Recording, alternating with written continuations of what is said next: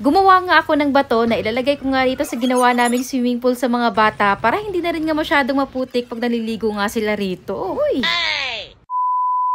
May nakita kasi akong sobrang semento dito sa may tabi at naisip ko, nagagawin ko na nga lang siyang bato para hindi masyadong maputik sa part dito pag nabasa ng tubig. Kesa mabasa lang nga ito at mamuulang nga sa sako tapos titigas, sayang lang. Hinaluan ko lang nga ito ng tubig para mabasa at gagamit nga ako dito ng cling wrap, pati bowl at saka sasandok nga ng semento para balutin.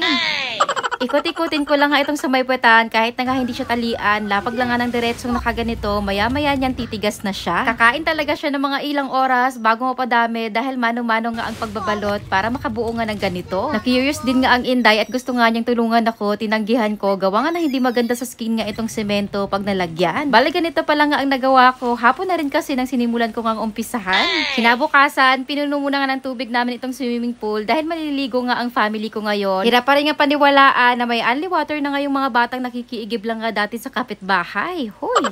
Tapos, uminom muna nga ako ng barley habang nagmuni-muni nga dito sa labas bago ko na naman nga umpisahan ang paggawa nga ng bato. Pwede nga ito sa may UTI, gallstone, irregular menstruation, constipated at lalo na diabetes dahil nga ang barley para giswit spirulina ay nakakatulong sa magandang sirkulasyon ng dugo na isa sa pangunahing dahilan para sa ikabubuti ng ating kalusugan. Pure organic nga ito, walang ibang halong pampalasa. 2 days. Yan pa lang yung nagawa ko. Bale, pangalawang araw ko na nga gumagawa ng bato. Hoy, DIY pa more.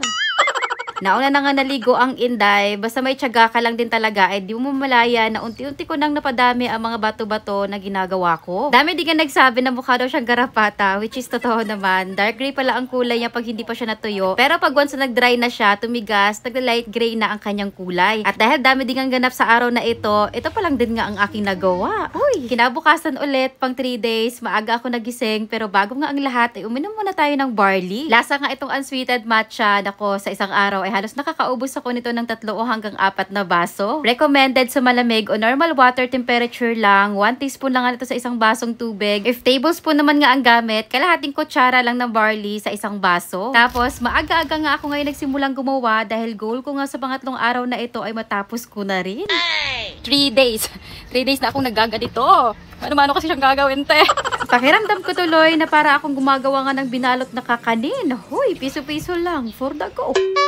In-organize ko na rin nga siya dito at dinugtong ko lang din nga kung saan man dapat ilagay. Isa ito sa part na masarap gawin ang mag-organize.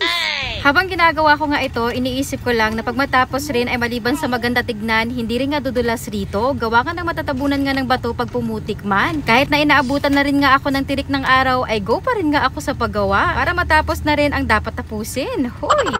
Unti-unti ay napalibutan ko na rin nga itong pool ni Inday. Matagal gawin, mabagal, pero magiging worth it ang pagod pag natapos na. Actually, inabutan na rin nga kami ng gabi at dito, nagpatulong na rin nga ako sa kapatid ko. Yung mga order natin tinapay ng siopaw. Ang ating chef. Wow, chef. Ilan yung order natin ngayong tinapay? Inabutan na ng kape. Sold out. Siopaw na di semento. Wow! Tinapos namin nga ng gabi para kinabukasan ay sabay-sabay matuyo ang kailangang matuyo. At ganito na nga sila kung titignan, nag-light gray na. Parang nga akong gumawa ng landscape dito sa pool ni Inday. Mukha siyang madulas pero hindi po siya madulas na parang normal lang siya na bato, yung buhay na bato sa sapa. Ganun nga siya kung titignan. At hindi na nga natatanggal ang kanyang plastic, sabay na rin nga siyang tumigas at nadikit dito sa semento. Hindi rin nga basta nagagasgasan at masarap apakan dahil pantay-pantay nga ang pagkalata. May panibagong kaniknikan design na naman nga dito sa aming ginagawang swimming pool. Oops! 385 lang ang ating barley, 100 grams na siya, 40 to 50 na basong timplahan. At hindi lang nga siya basta barley kasi may kasama na rin nga itong paragis at spirulina na mayaman sa fiber, minerals, antioxidant, calcium at marami pang ibang health benefits ang barley sa ating katawan. Sulit at halos triple na rin nga ang matitipid ninyo sa 100 grams per pack na ito na siksik sa dami.